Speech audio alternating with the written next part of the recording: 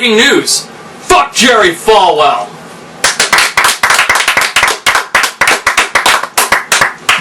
And now...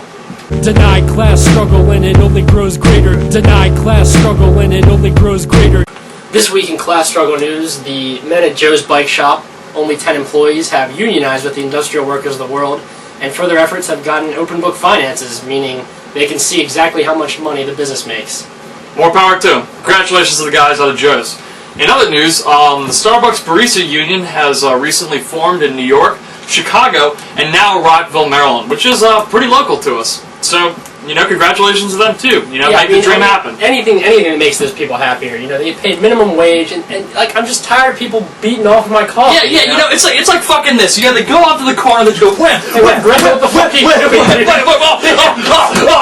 That's free trade fucking jism right there, alright? What the fuck, dude? Drink the capitalism. I Drink the capitalism. I don't want to drink it. Free trade, drink the capitalism. Pay $5 for it. I don't want to pay. Alright, in other news... Internet news! This week in Internet News, our new segment, the FBI now has the right, starting this past week, to track any internet history without any type of warrant. That means, guys, delete your hentai porn, your switchblade rape porn, your animal porn, your necro porn, that time you and your friends thought it'd be really funny to go on one of those Islamofascist websites and, that was pretty good, though. Yeah, it was great, but, it's illegal. And pledge, your services to Allah, in order to get 72 virgins, among other things. Just cut it out.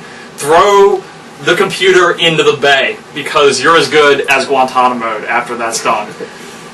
Anyway, the next news story is that the internet is being taken away from certain serving men in Iraq because all serving men. All serving men, really? Yep.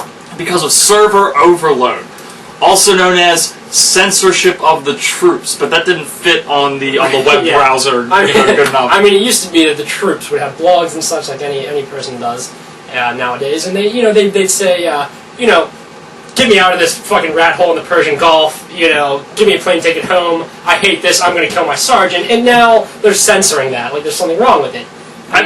To all of our serving men out in Iraq right now, go native. Yeah, go native. Don't look back, go native. Just run away, okay? Our last news story is that Myspace is now refusing to hand over the names and addresses of registered sex offenders who are using their services.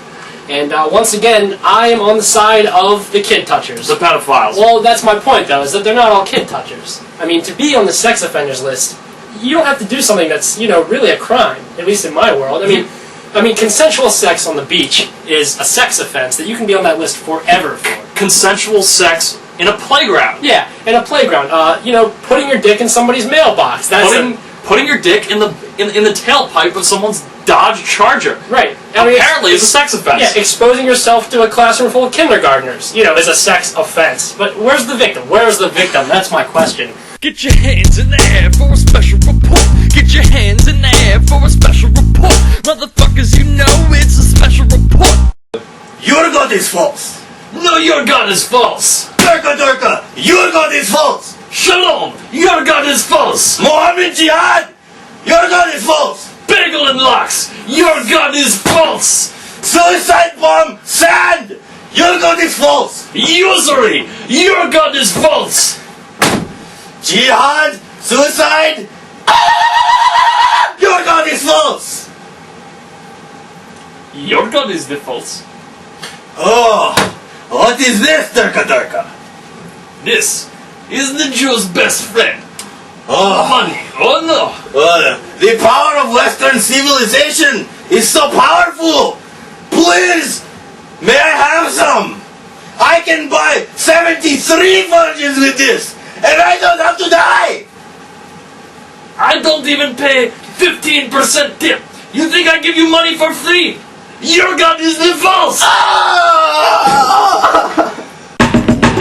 News from somewhere else. Tony Blair is being replaced as England's Prime Minister. All I gotta say is, fuck Tony Blair. Good show from across the pond. In other news, Scotland has a new Prime Minister, part of the Scottish Nationalist Party. That's just pretty incredible. They want to separate from England. That's like separate from England? I think that's like a key point of their platform. Yeah, separate from England. So they don't like the English very much, huh? No true-blooded Scotsman does. Yeah, that's for sure.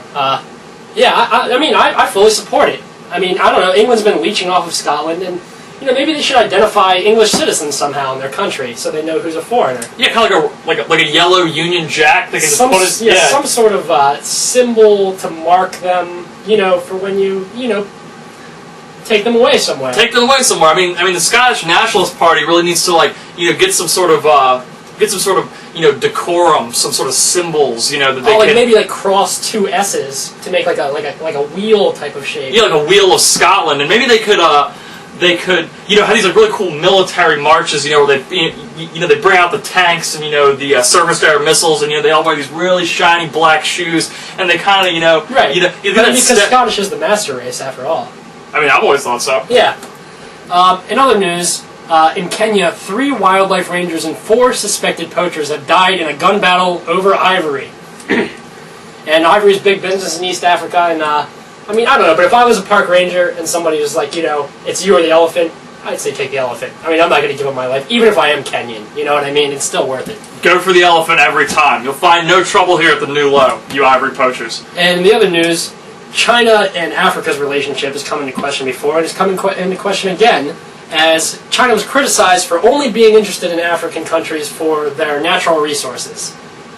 And raw materials, the Chinese Prime Minister has gone out and he said that he is interested in Africa's development, which he is. He is interested in Africa's development and how it would be prosperous to the People's Republic. Yeah, how it would benefit China.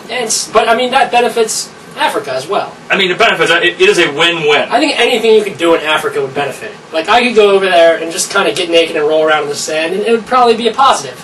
Until you get kidnapped. And, but yeah, I mean, the Chinese have proved that they are very efficient at getting their means done. They just, you know, they just don't like you to talk very much. I mean, would you trade internet censorship for food? I wouldn't. But an African would. Especially, yeah, I mean, the Africans might. So, you know, I think we need to watch the story closely and see how it plays out. And, you know, we're rooting for you, Africa. Beast of the week. This week's beast is Johann Caspar Schmidt, also known by his pen name Max Stirner. Max Stirner was a philosopher who lived in the 1800s, who wrote a magnum opus on egoism and nihilism called The Ego and Its Own. He advocated extreme self-interest in the face of what he termed spooks. To him, a spook was anything that people created to usurp your power and identity. Religion, government, mankind, responsibility are all a fiction in his eyes. So check him out, kids. Max Stirner. Go to Wikipedia.